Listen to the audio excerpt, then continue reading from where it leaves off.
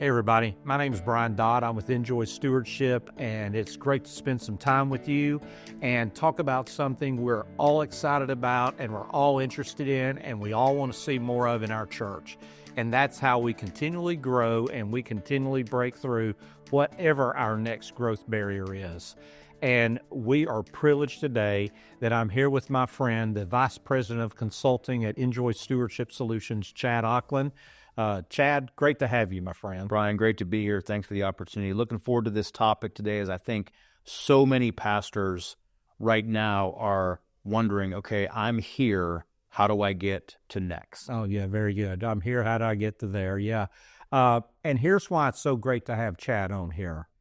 Chad works with some of the fastest growing churches in America and some of the churches who are making the greatest impact in their community and in the areas of evangelism, reaching people for Christ, discipleship, and we're gonna learn a lot today. So we were founded by Dr. John Maxwell in 1992. So let's start with his most famous phrase, everything rises and falls on leadership. That's right.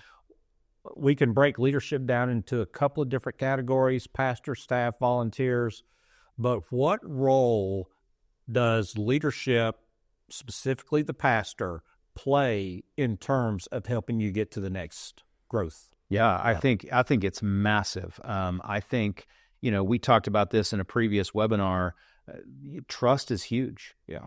A long tenured pastor who has the trust of their people is probably poised at a different level for growth and breaking through barriers than someone who's been there a year or two. So, I would say this, a pastor who's been there a short period of time, I know they're wanting to go, but hey, take some time to develop the trust. Take some time to really build up significant influence. Because another thing Dr. Maxwell said is that leadership is influence. Right. And we want it to be positive influence. I mean, we've all been around or heard of leaders throughout history that have had influence, negative influence. We want there to be positive influence. But again, influence comes from that trust. So taking time to build that is huge. So, as it relates to breaking through that next barrier, the senior pastor, the lead pastor, of utmost importance to help lead us into and through these barriers that we face. Yeah, I think too, and this applies to some other people we'll talk about as well. So I just limit it to the pastor. But growing churches are led by growing leaders. Yeah, absolutely. And from your perspective, the pastors you've worked with, how does a pastor, quote unquote, grow? What does personal growth look like for a pastor? Yeah. Who is leading you, pastor? Who are you subjecting yourself to, submitting yourself to, that's maybe been there before and they're where you might want to be getting to? Connect with them. Be mentored by them. I don't care how long. I work with a church up in Edmonton, Alberta, Canada. They're going through a pastoral transition, and the previous pastor had been there 32 years. And every single year, he was having somebody different who had already been there and had crossed that barrier before him, pouring back into him. That he would tell you that was one of his greatest moments of success, was when he got an opportunity to be poured into by those leaders. So subject yourself to people that you respect, that are, have already done what you're trying to do. Number two, surround yourself with people who are tremendously influential in their specific area of influence. It doesn't always have to be church leaders. I think we get stuck a little bit when we are only looking for people in the church to help us grow in leadership. I think you, as I've, been friends with you for almost 20 years, and I've watched you grow as a leader in huge ways. I think one of the things that I've noticed is that you're not just looking to church leaders. You're looking to leaders across all spectrums. And I think that's important for us to become well-rounded as leaders and trusted as leaders in our growth. Yeah, when it comes to the area of leadership, I definitely have a soft spot in my heart for church leaders. Absolutely. But yes, I can learn from the athletic community, from the education, the nonprofit, the business community. Yeah. because all truth comes from God. So those things are transferable.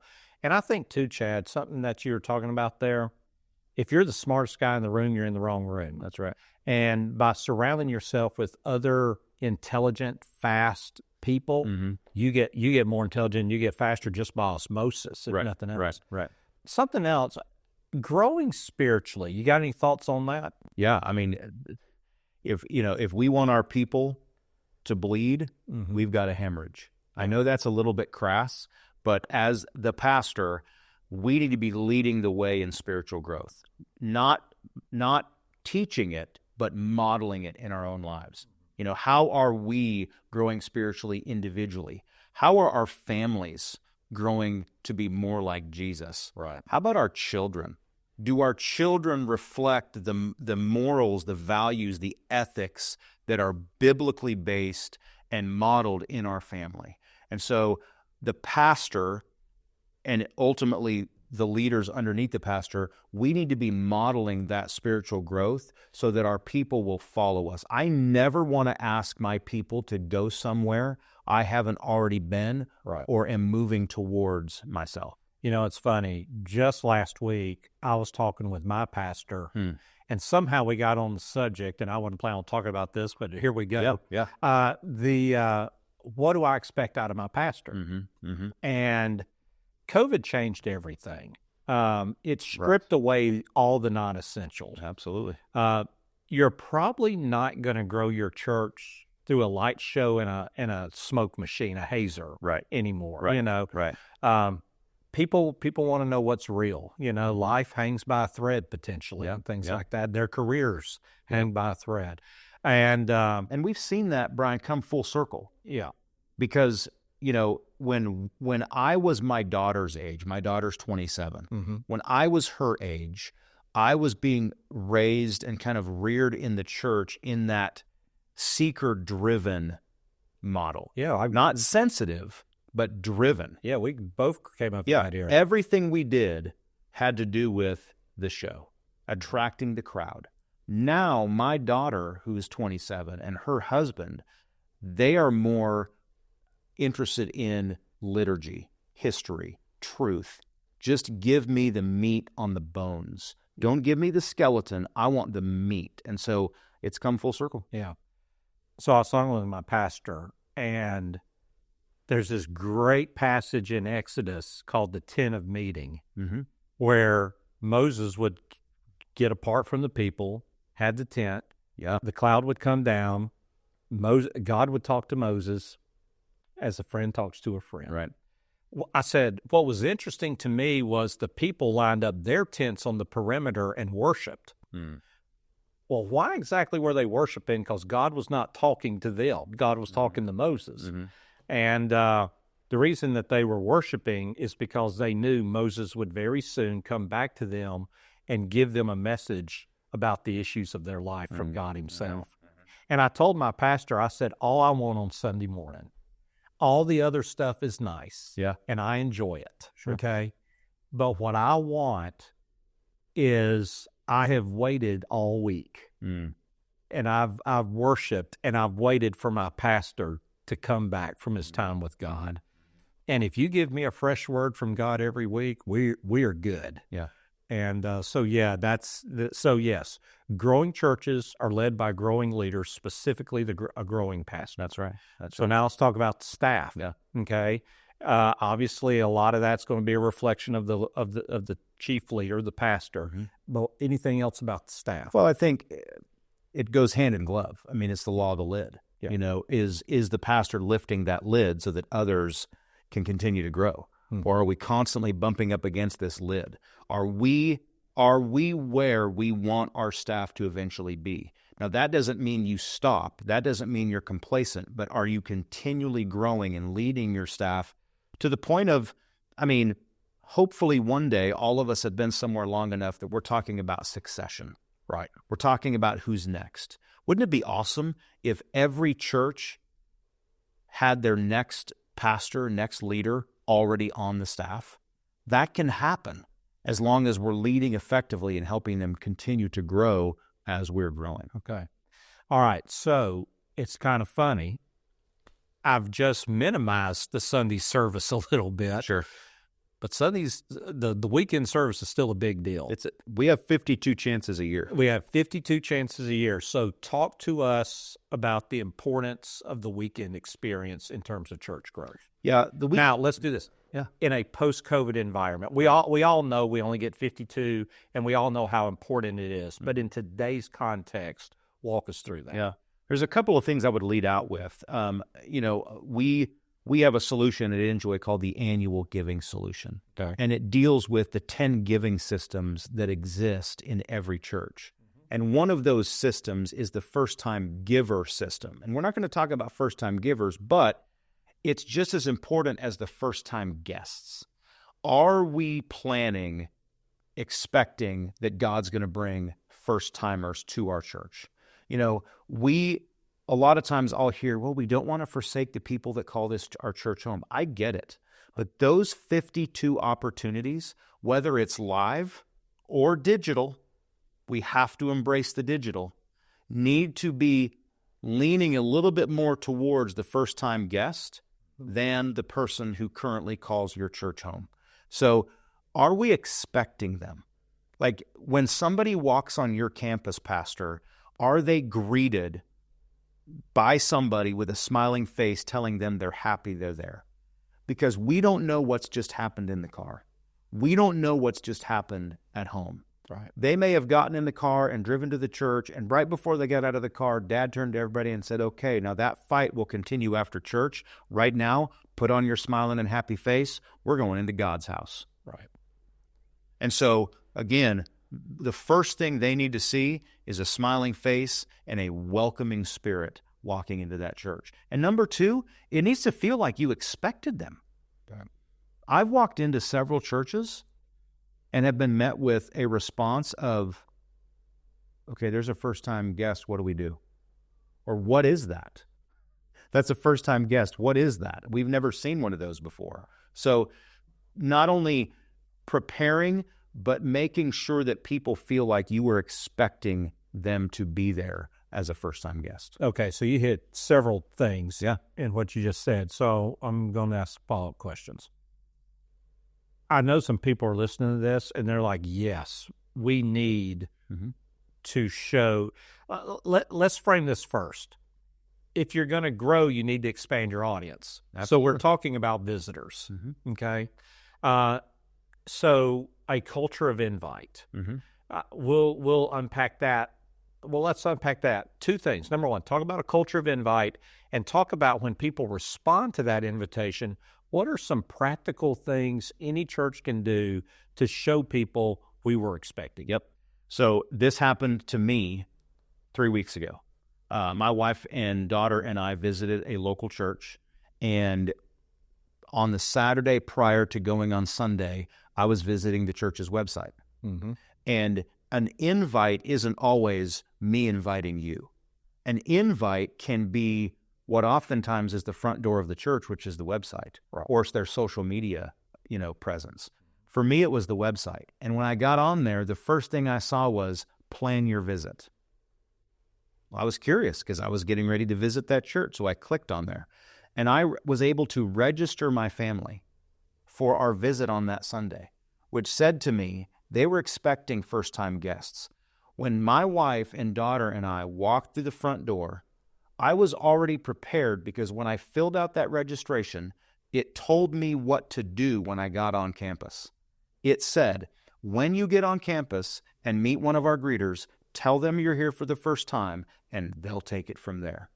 And so Chris was our first-time greeter. And he greeted us, and I said, hey, Chris, I'm just following directions. I was told to tell you I'm a first-time guest. We are so glad you're here. I mean, his countenance changed even more. He was welcoming already. But he noticed we had Ava, who is 11, and he walked us back to the children's check-in. He said, hey, put your phone number in that iPad. Put my phone number, my whole family came up. I clicked my daughter's name. It printed out all of our registration tags. There was even she has some medical issues, and it even printed that out for us to give to the teacher. They expected us to be there. And you didn't miss part of the service. Nope. And he introduced us to the children's pastor. We had a chance to talk with him. Chris walked us in, helped us find seats. It was an unbelievably seamless experience. But what hit me the most, and I've been in church all my life, they expected us to be there. Whether we were there or not, they were prepared if we came on campus and just simply followed directions. And very practical, too. Did they speak to guests from the platform during the service? They welcomed guests. Yeah, absolutely. Yeah. They didn't have us stand up and get a gift or anything, but they welcomed us and told us where to go after the service to get more information. Yeah, if this is your first time, my name's Brian, and they just welcome you. Okay. Yeah. It's expectation. Right. We're expecting you, and we can't wait for you to be here. Yeah. And your level of expectation determines your level of execution and preparation. And preparation. Yeah. All right. Now, you said the person who welcomed you was Chris. Yeah. Let's talk about volunteers and growing churches. Obviously, there was some significant training as it related to Chris. Yes. What did you learn about volunteer development from your relationship with Chris? It's not just recruiting and putting somebody in a spot. Okay. It's recruiting the right person. So we're going to cover a couple of topics here, not only, volunteer development, but also right person on the right seat or in the right seat. Okay. Chris was not only recruited, he probably volunteered, I want to be a greeter, and then they put him through a training process that mirrored, at least in our case, what their website said. So their website was forward-facing. They also recognized that Chris was going to be forward-facing, and those two things needed to match. So that when I came on campus and told Chris I was a first-time guest, something else happened because I was expecting something to happen. So he was trained, and as such, he was put on the right seat on that bus. He wasn't just on the bus, he was in the right seat, and he executed beautifully. And so the training was robust enough, and I know for a fact, nobody's told me this, but it doesn't just happen. That training is ongoing. Correct. It's refreshed. It's not a one and done environment. And so, pastor, church leader, if you're going to break that next barrier, you need to train your volunteers in such a way that they match the culture that exists at your church, that they are providing what you're telling people that is going to be provided when they walk on campus. And I can tell you, this church and Chris knocked it out of the park. Okay, so I have several thoughts about what you just said. First, let's talk about mission and vision, because it sounds like everything lined up. Yeah. From the parking lot to the children, to the volunteer recruitment, to the volunteer training, to the service, everything lined up under that. Talk about that. Yeah, so mission and vision is what guides everything we do, or it should be. I have a church where their vision or their mission is to take the whole gospel to the whole person, to the whole world. Well, that's great. And those are our marching orders. But what are we doing to make sure that everything we're executing as a ministry is helping us grow closer to accomplishing that? What Chris didn't know, and I don't want to make this whole thing about Chris, but he was extremely impactful. Sure. What Chris didn't know is whether or not my wife, me, nor my daughter even had a relationship with Jesus. And so just by his welcoming nature, just by his accommodating nature, he was reflecting the values of Jesus. He was modeling the relationship side of Jesus. And I'm confident was modeling what was expected from a mission and vision perspective of his church. In order for us to make sure that people are being exposed, not only intentionally, but even maybe subliminally, if you will, to our mission and vision, those things have to model exactly what we're trying to accomplish. So whether it's Chris, it's your youth volunteer, it's your children's volunteer, it's your worship volunteer, it's your executive pastor, whatever it is, everything they do has to help us lead people closer to accomplishing the mission and vision in their life. All right. So, Chad, I want to follow up on what you just said. You mentioned something earlier in the conversation. You said a word, systems. None of what you just talked about happens without a church having effective, healthy systems. Yeah. So, pastor, church leader, you may be familiar with that word, you may not.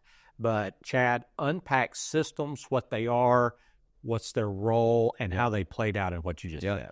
So we have a phrase that we say around here that just simply states systems trump determination. Right. You can have all the desire in the world. You can have all the good ideas in the world.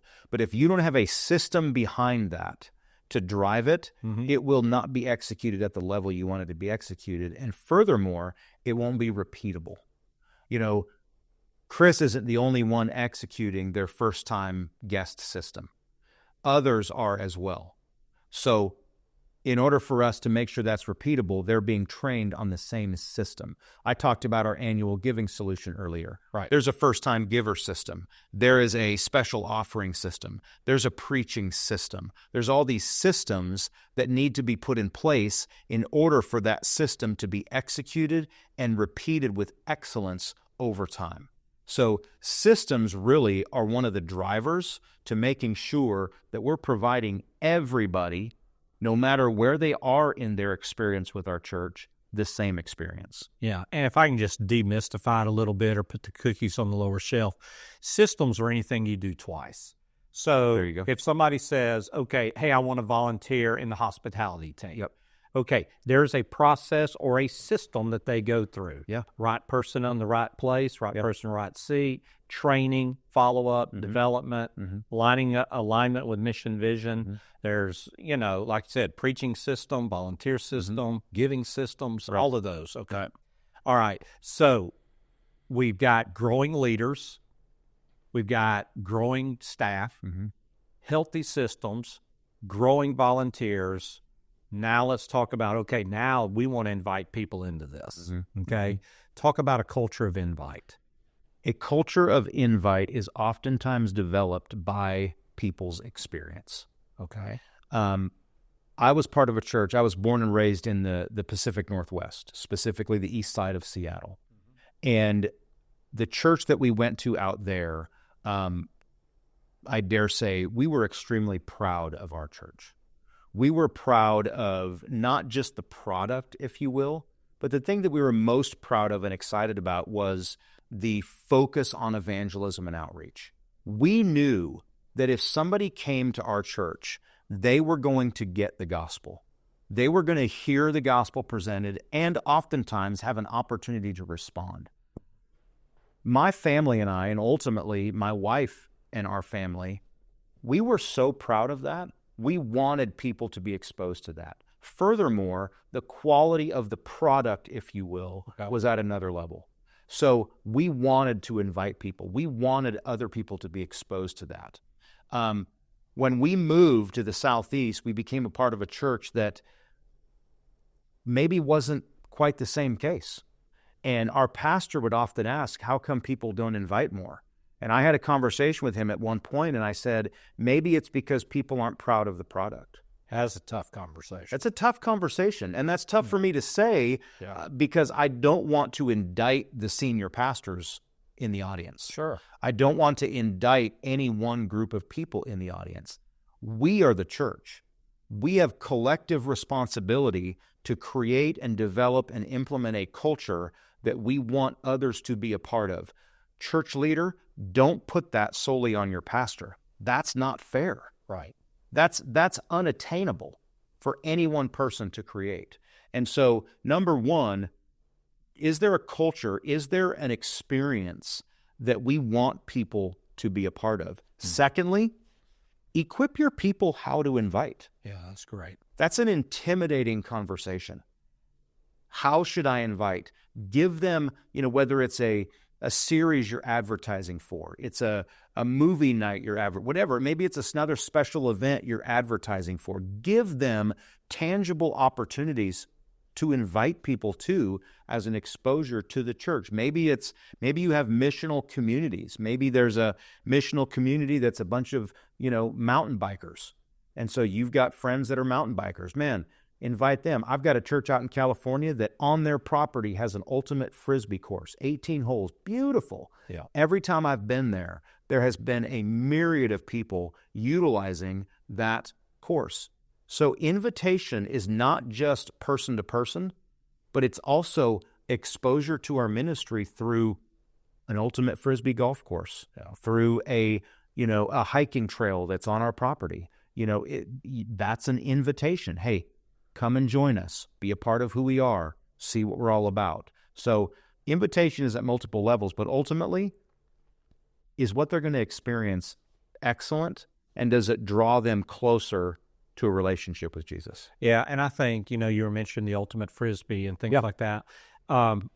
In many modern church facilities, they're being constructed in a way that the churches use 7 days a week. Absolutely. And inviting Community centers on exactly, and inviting their community, hey, Mr. Mayor, have your meeting here at the church, and things of that nature. So we'll circle back to Chris, something I'm very interested in. Mm-hmm. There was an incredible upfront online experience before you ever got on the property. That's right. The property confirmed your positive beliefs, Mm-hmm. okay? Now you've left the property, and we've talked about systems. Was there a follow-up system? Nope. Okay. That's the disconnect for Tammy and me. My Wow. wife's name is Tammy. Okay.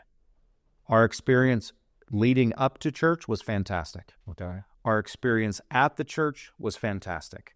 I know they have my information because I typed my phone number in their system and it pulled my information up. So they have my address, they have my phone number, they have all of our names.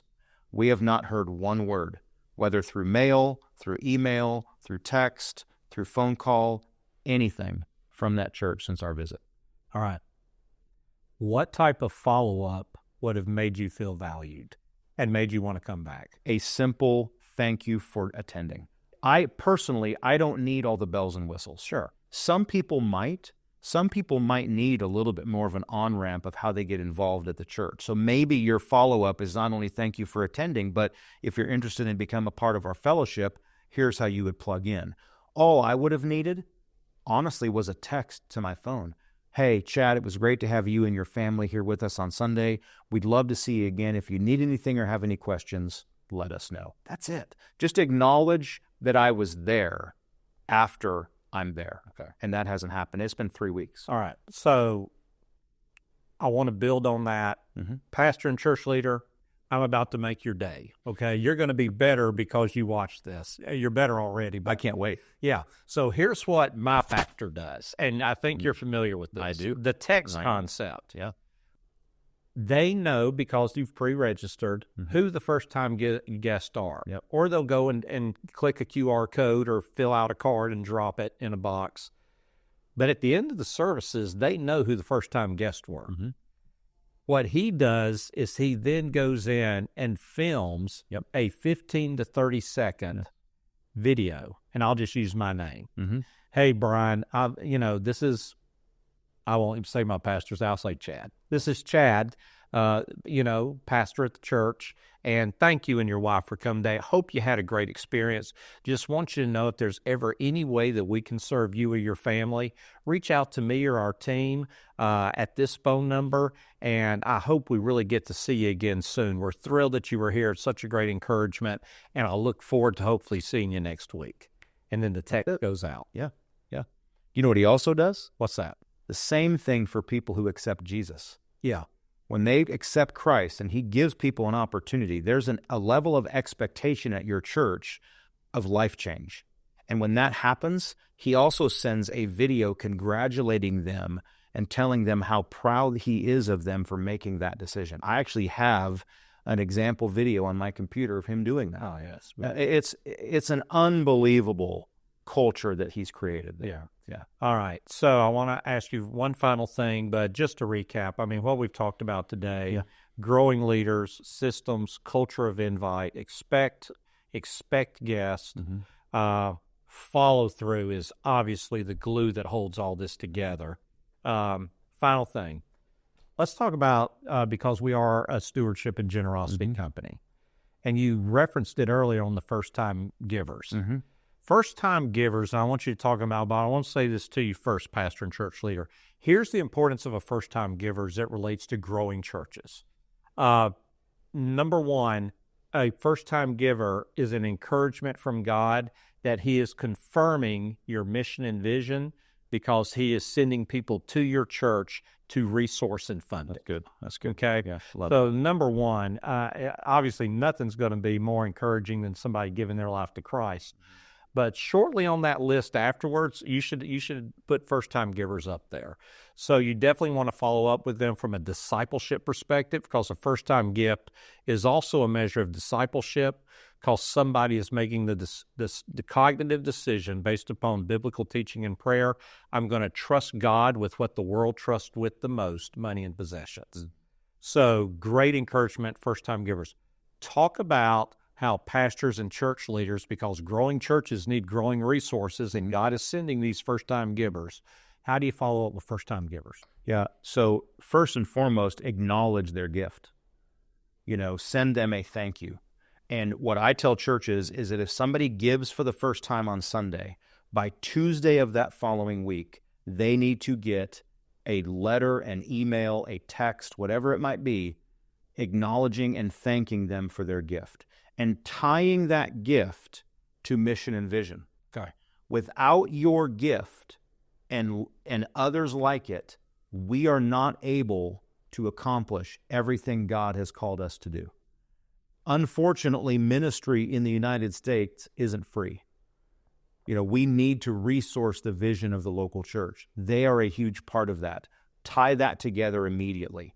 Because contrary to popular belief, contrary to what some people, even in our space, are saying, people still give to vision. Right. Absolutely. They still give to vision. That is still the most compelling reason people give, is because you have a vision for your future. You have a vision for ministry, impact, and life change. So immediately tie it to that. And then what I tell churches to begin to consider, and what will really set your church apart in the community, is a second time response. When somebody attends the second time, gives the second time, checks their kid into children's ministry the second time, set the hook. My pastor in Seattle said it this way: there's no place like this place, near this place. This must be the place. Wow, that's excellent. If we believe so strongly in the ministry that we are putting forth through the help of the Holy Spirit, why wouldn't that be our mentality? And why wouldn't we want people to be a part of that? So don't wait for them to take all the action. Set the hook early. So second action, giving, attendance, check-in, whatever it might be. Yeah. Give them an opportunity to plug in. Hey, so great to have you with us a second time. Thanks for your second time gift. Thanks for checking Susie in for the second or third time in children's ministry. We just love to give you an opportunity to see the ways you can plug in at fill in the blank church. Mm-hmm. Set the hook. Give them an opportunity, because I think, Pastor, you would want them to be a part of your ministry. Absolutely. And you get them plugged in and participating, involvement follows. Okay. As we start heading to wrap this up, any other tips about taking your church to the next level from a growth perspective that you would want to throw out? Yeah. I kind of go back to what Brian said about, first-time gifts and giving being discipleship. Don't hesitate to speak often about giving. And I know we're a stewardship company, and people might be saying, well, of course you're going to say that. I'm not saying that for our benefit.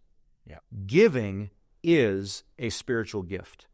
And God has uniquely blessed certain people, not only with the resources, but with that gift. Focus on that. Give people an opportunity to understand why we are commanded in Scripture to give to our local church. I believe strongly, and we won't get into this debate today, but in Malachi, where it talks about storehouse, I believe that's the local church. Right. I believe with all of my heart. And so if we believe that, we should be communicating that. That should be a part of our first-time visitor information, our next steps, or our starting point class. Don't hesitate to press into the importance of giving and participating in that way in your local church. Yeah. I know for me and my family, it says in Matthew, where your treasure is, there your heart is also. Man, we're in the midst of looking for a church right now, but when we've been plugged into a church, man, our treasure is there because our heart is there. And there are other ministries we support because our heart is there. And so help people be able to model that. And don't be ashamed about talking about money. Oh, very good. Well, pastor and church leader, like any growing organism, it's hard to get your arms completely around it in about a 30, 35-minute conversation. So we want to follow up with you. Okay. So we've talked a lot about follow up. Here's how we want to follow up with you. Just below what you're watching right now, there's a link. We've put together an ebook about how churches are now growing in a post-pandemic modern world. And it covers some of the subjects we've talked about, goes in depth, deeper on some of them, and also throw some additional ideas in there for you. But click that and download that. And also, as Chad pointed out, if you're struggling with, okay, how do I talk about money on a more regular basis? Or how do I implement giving systems? How do I implement a first-time giver system? Or even, we've grown so much, we need to expand. There's our contact information down there as well. Click onto that. A member of our team will reach out to you and start the conversation based upon what your need is, and ultimately have somebody maybe like Chad or a member of our consulting team talk with you as well. So thank you for spending time with us. I hope it's helped you. I know it's helped me. My heavens, follow up well with your first-time guest, if nothing else, and hope you have a great day. God bless.